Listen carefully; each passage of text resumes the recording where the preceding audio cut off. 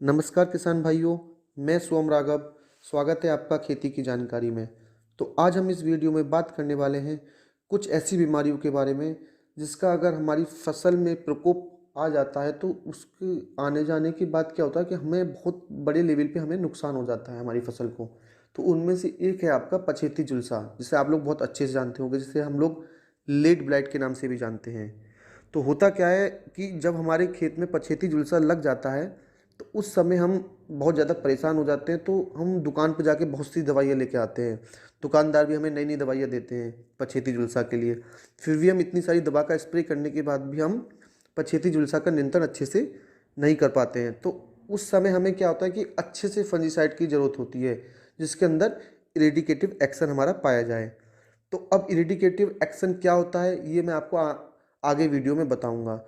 तो कृपया इस वीडियो को आप लास्ट तक देखें। तो अब बात कर लेते हैं कि इरेडिकेटिव एक्शन फंजीसाइड होता क्या है, या इरेडिकेटिव एक्शन फंजीसाइड कौन सा फंजीसाइड है। तो इरेडिकेटिव एक्शन वाला जो फंजीसाइड है, तो बायर कंपनी ने एक प्रोडक्ट लॉन्च किया जिसके अंदर इरेडिकेटिव एक्शन हमारा पाया जाता है। इसका नाम है आपका इन्फिंटो। इन्फिंटो बायर कंपनी का एक बहुत ही अच्छा उत्पाद है।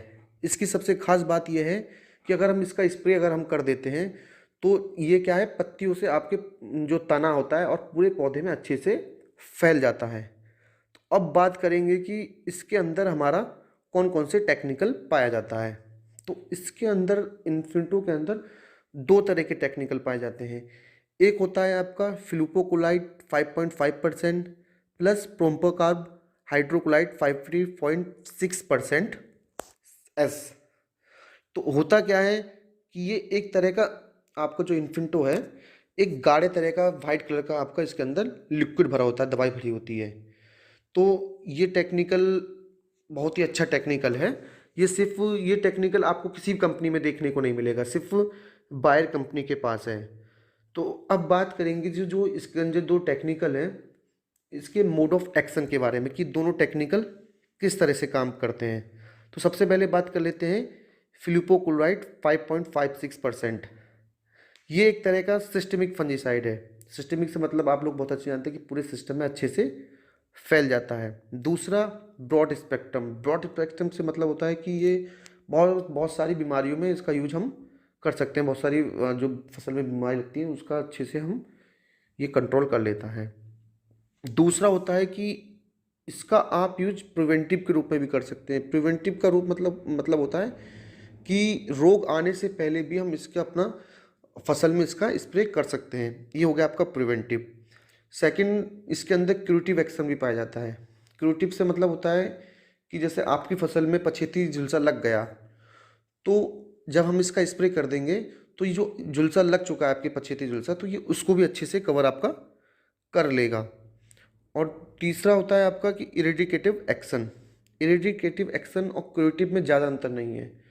क्यूरेटिव में क्या होता है कि हम उसको बचाने की कोशिश करते हैं कि लगभग हमारा इसको हम अच्छे से कवर कर पाएँ। और इरेडिकेटिव एक्शन की खास बात यह है कि वो जड़ से उस बीमारी को ख़त्म कर देगा एक बार आप स्प्रे अगर हम कर देंगे। तो मेन चीज़ यही है इरेडिकेटिव एक्शन का, जो मैं आपको बताया था कि मैं आपको आगे बताऊँगा।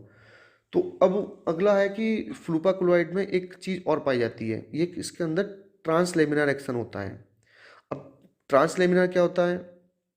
ट्रांसलेमिनार से मतलब है कि अगर ये पत्तियों के ऊपर से नीचे की ओर जाने की क्षमता रखता है। जैसे पत्तियों पर हम स्प्रे करते हैं तो जब दवा जो है ऊपर सतह पे पत्तियों के ऊपर गिरती है, उससे क्या है ये नीचे की तरफ पत्तियों से ऊपर से नीचे की तरफ आ जाता है। एक होता है एक्रोपेटल एक्शन। एक्रोपेटल एक्शन को ही हम जाइलम एक्शन के नाम से भी जानते हैं।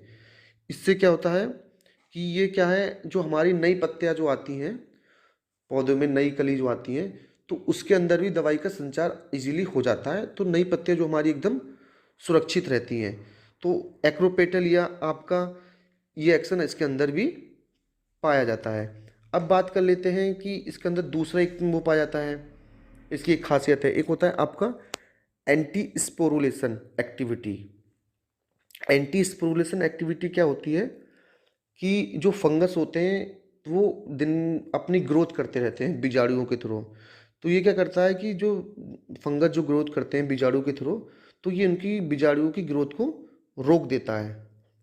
तो ये आपका हो गया फ्लूपाक्लोराइड टेक्निकल के बारे में कि इसका मोड ऑफ एक्शन क्या है। अब बात करेंगे इसका जो दूसरा टेक्निकल है, प्रोम्पाकार्ब हाइड्रोक्लोराइड। ये एक तरह का सिस्टेमिक फंगिसाइड है प्लस प्रिवेंटिव भी है। इसकी खास बात ये है कि ये जो जड़ होती हैं जड़ों से भी जाने की क्षमता रखता है। तो इससे क्या होगा कि आपका जो मृदा जनित बीमारी है वो आपके खेत में नहीं लगेंगी।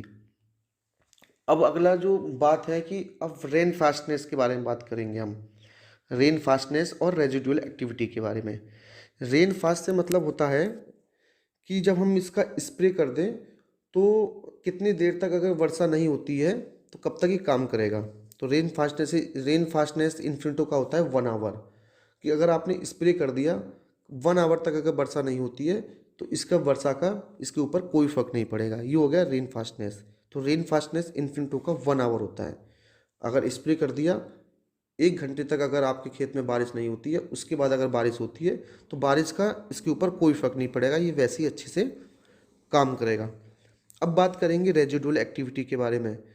रेजिडुअल एक्टिविटी होती है कि हम इसका स्प्रे कर रहे हैं अगर अपने खेत में तो कितने दिन तक ये हमारी फसल को सुरक्षा प्रदान करेगा। तो इसकी रेजिडुअल एक्टिविटी लगभग 7 से 10 दिन तक होती है इन्फिनिटो की। 7 से 10 दिन तक आपके खेत में किसी तरह की कोई समस्या नहीं होगी। अब बात कर लेते हैं ये कौन कौन से फंगस को नियंत्रण करता है।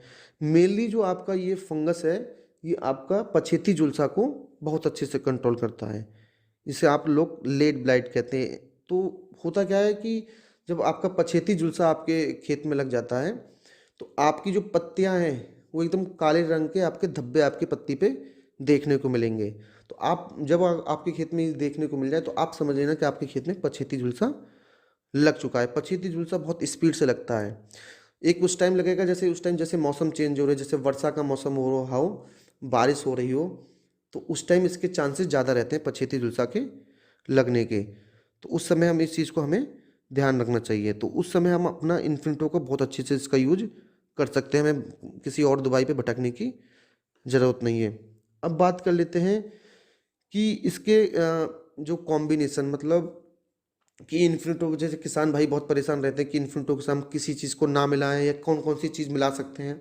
तो आप इसके इन्फिनिटो के साथ किसी भी केमिकल को साथ में ले सकते हैं, या कोई भी प्लांट ग्रोथ रेगुलेटर है पीजीआर, या कोई भी टॉनिक आप इसके साथ ले सकते हैं, या फिर किसी भी तरह की आप इंसेक्टिसाइड या कोई भी फंजीसाइड दोबारा इसके साथ में ले सकते हैं। इसका कोई इस पर फर्क नहीं पड़ेगा, कोई भी आप कॉम्बिनेशन इसके साथ में ले सकते हैं।